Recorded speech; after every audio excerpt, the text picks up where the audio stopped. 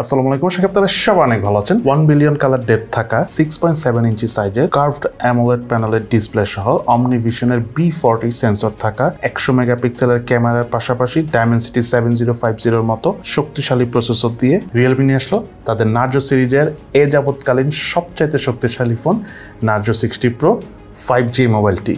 এই ফোনটি কিন্তু অনেকদিন ধরে আমরা ইউজ করতেছি। সো ওভারঅল এই ফোনটির ফটোগ্রাফি পারফরমেন্স আমরা কেমন পেয়েছি, তার পাশাপাশি ফোনটি দিয়ে গেমস খেলতে যে আমাদের কেমন লেগেছে এবং ডে টু ডে ইউজ করে এটার এক্সপিরিয়েন্স আমাদের কাছে কেমন ছিল, তার সব কিছু নিয়ে আজকের ভিডিওতে ইন ডিটেলস আলোচনা করবো। সো চলুন তাহলে দেরি না করে শুরু করা যাক।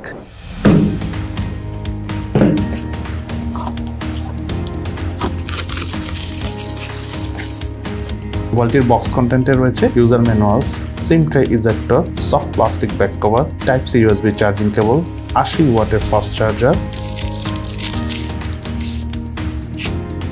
এবং রিয়েলমি নার্জো 60 প্রো 5G মোবাইলটি।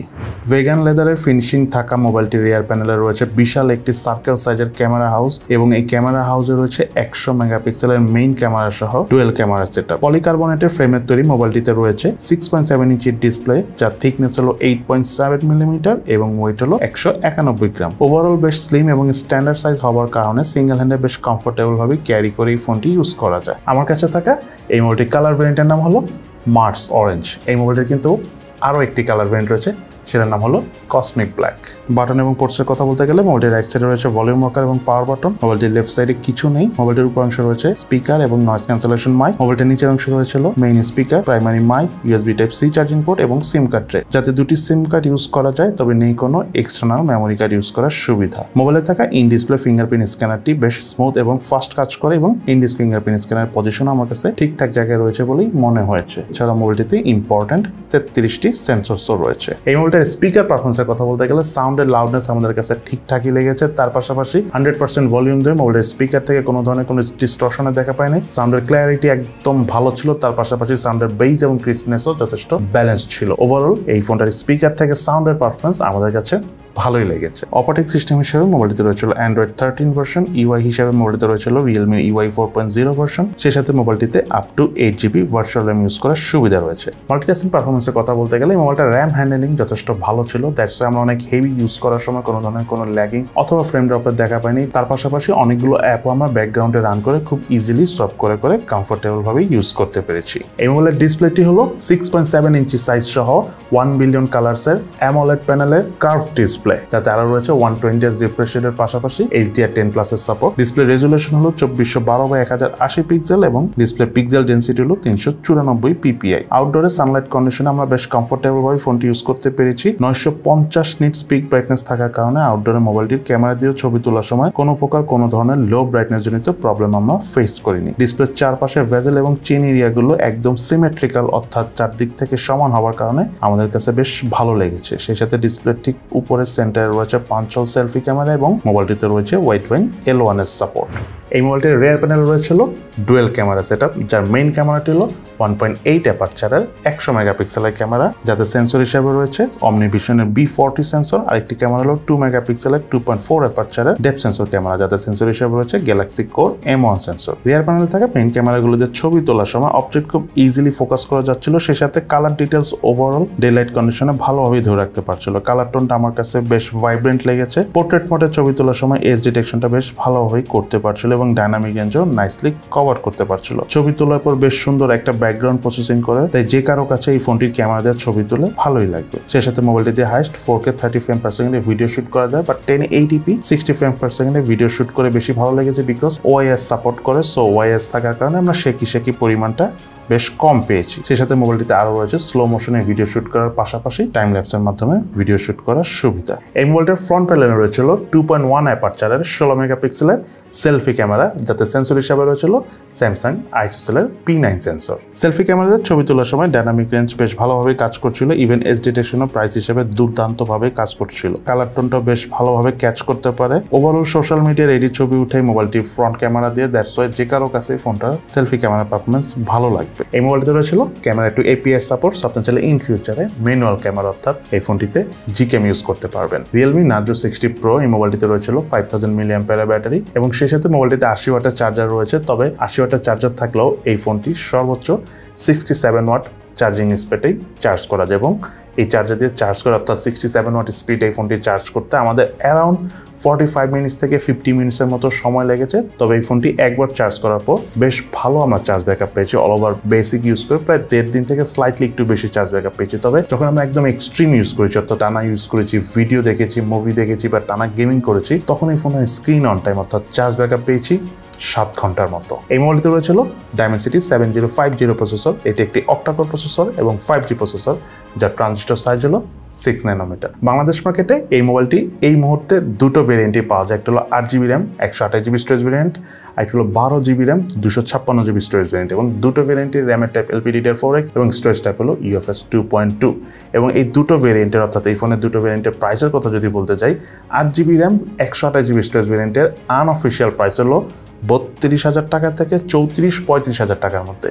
আর 12GB র্যাম 256GB স্টোরেজ ভেরিয়েন্টের বর্তমান প্রাইস হলো 36,000 টাকা থেকে 40,000 টাকার মধ্যে। মোবাইলটির আন্তর্জাতিক স্কোর পেয়েছি আমরা 5,19,724, বেঞ্চমার্ক স্কোর পেয়েছি সিঙ্গেল করে 877, মাল্টি করে 2272 এবং স্টোরেজ স্পিড চেক করতে যে মোবাইলটির রিড স্পিড পেয়েছি আমরা 603 megabyte per second, right speed পেয়েছি আমরা 369 মেগাবাইট পার সেকেন্ড। এই মোবাইলটিতে আমরা পাবজি গেমসটা প্লে করেছি, সেখানে আমরা HDR গ্রাফিক্সে আলট্রা ফ্রেম রেটে এই ফোনটিতে আমরা হাইয়েস্ট খেলতে পেরেছি। তবে সত্যি কথা বলতে এই গ্রাফিক্স সেটিং এই ফোনটা আমরা একদম কমফোর্টেবল ভাবে প্লে করেছি। খুব একটা হিটিং হয় না, 1 থেকে 1.5 ঘন্টা টানা খেলে তখন স্লাইটলি হিট হয়। তবে গেমটা প্লে করার সময় আমরা ওইভাবে খুব একটা ল্যাগিং বা ফ্রেম ড্রপের দেখা পাইনি, একদম স্মুথলি প্লে করতে পেরেছি। আপনাদের কাছেও ভালো লাগবে। তার পাশাপাশি ফোনটা দিয়ে আমরা ফ্রি ফায়ার গেমসটা খেলেছি, একদম স্মুথ পারফরমেন্স ছিল, একদম বাটারি স্মুথলি বলতে পারেন। কোনো ধরনের কোনো হিটিং এরও দেখা পাইনি, ল্যাগিং ফ্রেম ড্রপের দেখা পাইনি। In fact long time game play করে অর্থাৎ ফ্রি ফায়ার গেমসটা খেলেও এই ফোনটাতে খুব একটা হিটিং এরও আমরা দেখা পাইনি। সে সাথে এই মোবাইলটি দিয়ে আমরা কল অফ ডিউটি গেমসটা খেলেছি, সেখানে হাই গ্রাফিক্সে ভেরি হাই ফ্রেম রেটে গেমটা খেলেছি। গেমিং পারফরমেন্স খুবই স্মুথ ছিল, একেবারেই ল্যাগিং ফ্রেম ড্রপের দেখা পাইনি। আপনারাও যদি কল অফ ডিউটি গেমটা এই ফোনে খেলে থাকেন আপনাদের অনেক ভালো লাগবে। সেই সাথে ফোনটাতে আমরা অ্যাশফান গেমসটা খেলেছি। গেমিং এর যে কালার টোনটা রয়েছে সেটা এতটাই ভাইব্রেন্ট ছিল যে এই ফোনে অ্যাশফান গেমসটা খেলে আমাদের খুবই ভালো লেগেছে এবং তার পাশাপাশি গেমিং পারফরমেন্সও একদম স্মুথ ছিল। আপনাদেরও অনেক ভালো লাগবে এই ফোনে অ্যাশফান গেমস খেলে। তার পাশাপাশি ফোনটি দিয়ে আমরা ফুটবল গেমস খেলেছি এবং ফুল গ্রাফিক সেটিং এ খেলেছি। গেমিং পারফরমেন্স দুর্দান্ত লেভেলের ছিল, খুবই ভালো লেগেছে। আপনারা যারা ফুটবল লাভার রয়েছেন তাদের কাছে এই ফোনে ফুটবল গেমস খেলে আসলেই অনেক ভালো লাগবে। এবং এই ফোনটার হিটিং এর কথা যদি বলতে চাই, ফোনটা স্লাইটলি হিট হয়, স্পেশালি যখন আপনি লং টাইম গেম প্লে করবেন। তবে পাবজি গেমসটা খেলার সময় ফোনটা অন্যান্য গেমসের থেকে একটু বেশি হিট হয়, একটু কম সময়। তবে সেটা একেবারে আধা ঘন্টা 20 মিনিট খেললেই হয় না, কিছুক্ষণ সময় দিলে আবার আগের মতো ঠান্ডা হয়ে যায়। আরেকটা কথা বলে রাখি, ফোনটা যখন আপনি সিমের ডাটা ইউজ করবেন অর্থাৎ মোবাইলের ইন্টারনেট ইউজ করবেন তখন কিছুটা হিট হয়, তবে সেটা খুব বেশি না, সেটাও আবার কিছুক্ষণ সময় দিলে আগের মতো ঠান্ডা হয়ে যায়। এই মোবাইলটি রয়েছিল 5G সাপোর্ট এবং 9টি ব্যান্ড সাপোর্ট করে এই ফোনে। তার পাশাপাশি এই ফোনটিতে 2.4 GHz এবং 5 GHz ওয়াইফাই এর এই দুটো ব্যান্ডই সাপোর্ট করে। এবার চলো আমরা জেনে নিই এই ফোনটার কি কি ল্যাকিংস রয়েছে এবং তার পাশাপাশি এই ফোনটার কি কি বেস্ট সাইড রয়েছে। প্রথমে চলো আমরা জেনে নিই এই ফোনটার কি কি ল্যাকিংস অর্থাৎ দুর্বলতা রয়েছে। এই ফোনটার নাম্বার 1 ল্যাকিংস হলো এই ফোনটাতে 67 ওয়াটের চার্জিং সাপোর্ট করে, সাথে যদিও 80 ওয়াটের চার্জার রয়েছে, বাট স্টিল এই ফোনটা চার্জ হতে আমার কাছে কেন জানি মনে হচ্ছে একটু বেশি সময় লাগে। 45 মিনিট থেকে 50 মিনিট আমাদের সময় লাগে, আবার ক্ষেত্র বিশেষে আমরা দেখেছি যে 1 ঘন্টার মতো সময় লেগেছে এই ফোনটি সম্পূর্ণ চার্জ হতে। দেন এই ফোনটাতে কিন্তু 3.5mm হেডফোন জ্যাকের পোর্ট নেই, যেটা আমি অনেক বড় একটা ল্যাকিংসই বলবো। তার পাশাপাশি এই ফোনটাতে কোনো এক্সটার্নাল মেমোরি কার্ড ইউজ করার অপশন নেই, যেটা অবশ্যই ইম্পর্টেন্ট থাকা উচিত ছিল। এবং সেই সাথে এই ফোনটার ডিসপ্লেতে কিন্তু কোনো গরিলা গ্লাসের প্রোটেকশন নাই, যেটা অনেকই ইম্পর্টেন্ট। এবং তার পাশাপাশি এই ফোনটাতে কোনো IP53 বা IP54 এর মতো ডাস্ট বা ওয়াটার রেসিস্ট্যান্ট সার্টিফিকেশন নাই, যেটা এই প্রাইস রেঞ্জের এই কার্ভ ডিসপ্লে হওয়া ফোনে অবশ্যই থাকা উচিত ছিল। কারণ Realme Narzo 60 যে ফোনটা রয়েছে অর্থাৎ এটা জুনিয়র ভেরিয়েন্ট যেটা, সেটাতে কিন্তু ডিসপ্লেতে গরিলা গ্লাস 5 এর প্রোটেকশন ছিল। সো এটা যেহেতু একটা কার্ভ ডিসপ্লে থাকা ফোন, অবশ্যই গরিলা গ্লাস 5 এর প্রোটেকশন থাকলে ভালো হতো। এবং তার পাশাপাশি এই ফোনটার রেয়ার প্যানেলে একটা আলট্রাওয়াইড ক্যামেরা থাকা অবশ্যই উচিত ছিল। জানি না কেন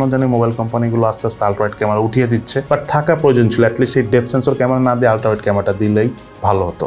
দেন এই ফোনটার প্রাইস নিয়ে যদি আমি কথা বলি, আনঅফিসিয়ালি আপনারা সবাই জানেন যে 35-40 হাজার টাকা দাম এই ফোনটার। বাট আমার পার্সোনালি মনে হয় এই ফোনের ওভারঅল যে কনফিগারেশন আছে, ওভারঅল আমি যাই ইউজ করেছি, যদি আমি এখনো ফোনটার বেস্ট সাইড নিয়ে কথা বলি নাই, বাট এই ফোনটার প্রাইস যদি 30,000 টাকা হয় আনঅফিসিয়ালি, অর্থাৎ রাইট নাও যে প্রাইস আছে তার থেকে যদি 5,000 টাকা কম হয়, তাহলে আমি মনে করবো যে ওভারঅল এটা একটা গুড ডিল হতে পারে।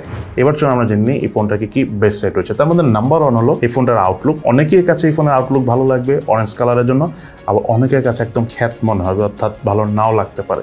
তারা চাইলে এই ফোনের ব্ল্যাক কালারটা নিতে পারেন, এবং ব্ল্যাক কালার যেটা এই ফোনের সেটা কিন্তু আরো স্লিম এবং ওয়েটও কিন্তু একটু কম। এটা যেটা অরেঞ্জ কালার আর কি, সেটা রেয়ার প্যানেলটা একটু মোটা প্লাস একটু ভারী, তবে হাতে নিলে কিন্তু খুব একটা বোঝা যায় না, কারণ ওভারঅল এতটা স্লিম। বাট যেটা বলতে চাচ্ছি, এই ফোনের ডিসপ্লেটা যেহেতু 10 বিট কালার ডেপথের, তার পাশাপাশি HDR10+ এর সাপোর্ট রয়েছে, সো মাল্টিমিডিয়া কনজিউম করে অনেক ভালো লাগবে। Realme UI 4.0 এর পাশাপাশি Android 13 ভার্সন রয়েছে, 8GB ভার্চুয়াল র্যাম রয়েছে। সো আমরা মোটামুটি ফোনটা ডিসপ্লেতে মাল্টিটাস্কিং করে খুবই বাটার স্মুথ পারফরমেন্স পেয়েছি, একদম ল্যাগিং ফ্রেম রেট দেখা পায়নি, এবং এই ফোনটার র্যাম হ্যান্ডেলিং কিন্তু যথেষ্ট ভালো। Realme র্যাম হ্যান্ডেলিং নিয়ে আমরা অনেক সমস্যা এর আগে শুনেছি, বাট এই ফোনটাতে ওই ধরনের ইস্যুস নেই, যেটা আমাদের ভালো লেগেছে। আর ফোনটা রিয়ার প্যানেলের এবং ফ্রন্ট প্যানেলের সেলফি ক্যামেরা পারফরমেন্সের কথা যদি বলি, ওভারঅল ক্যামেরা পারফরমেন্স যথেষ্ট ভালো। আমি ইন ডিটেলস এখন কথা বলবো না, একটু আগে আমরা যে ক্যামেরা সেকশনে কথা বলেছি সেখান থেকে দেখে নিয়ে ক্যামেরা পারফরমেন্স আই হোপ আপনাদের ভালো লাগবে এই প্রাইস রেঞ্জের এই ফোন হিসাবে। তো ভিডিও ক্যামেরা পারফরমেন্স ওএস যদিও রয়েছে, বাট আমি মনে করি আরেকটু ভালো পারফরমেন্স দিলে আরো ভালো লাগতো। আর এই ফোনটা গেমিং এর কথা বলতে গেলে আদর্শ একটা চয়েস, যদি 30-35 এর মধ্যে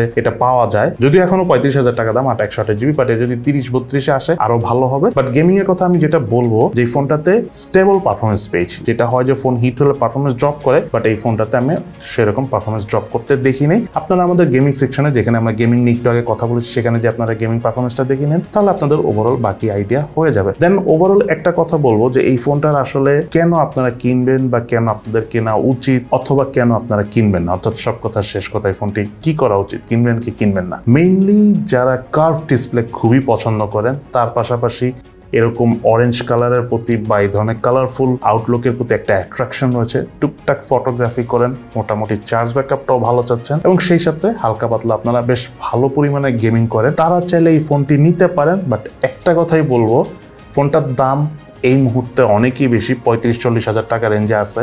সো এই ফোনটার দাম আমার মনে হয় 30-32 হাজার টাকার মধ্যে যখন আসবে, তখন চাইলে এই ফোনটা যদি ওভারঅল আপনাদের ভালো লাগে তাহলে নিতে পারেন। সো এই হলো আমাদের Realme Narzo 60 Pro 5G এই মোবাইলটির সম্পূর্ণ বিস্তারিত রিভিউ। আপনাদের কাছে এই ফোনটি কেমন লেগেছে সেটা কিন্তু অবশ্যই ভিডিও নিচে কমেন্টস করে জানাবেন। সো সবাই ভালো থাকেন, সুস্থ থাকেন, ইনশাল্লাহ দেখা হবে ফিউচারে।